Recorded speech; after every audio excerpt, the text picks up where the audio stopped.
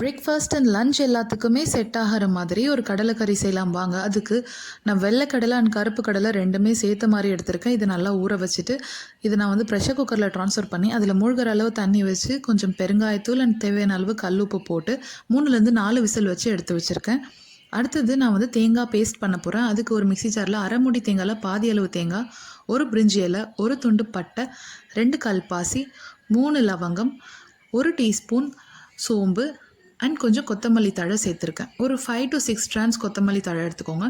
இதெல்லாம் போட்டு நல்லா நான் வந்து பிளெண்ட் பண்ணி அரைச்சி எடுத்து வச்சுருக்கேன். அடுத்தது சட்டியில் தேவையான அளவு எண்ணெய் ஆட் பண்ணிவிட்டு அதில் 2 பெரிய வெங்காயம் ஃபைனாக சாப் பண்ணியிருக்கேன்.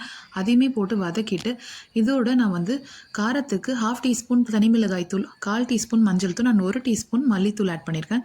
கிட்ஸுக்கு கொடுக்கறதுனால நான் காரம் கம்மியாக போட்டிருக்கேன்.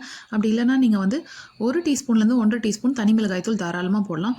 இதில் நான் வந்து 1 டீஸ்பூன் இஞ்சி பூண்டு பேஸ்ட் போட்டுட்டு அடுத்தது தேவையான அளவு கல்லுப்பு அண்ட் 2 மீடியம் சைஸ் தக்காளி போட்டிருக்கேன் அண்ட் கொஞ்சம் புதினா போட்டிருக்கேன். இதெல்லாம் நல்லா வதக்கிங்க.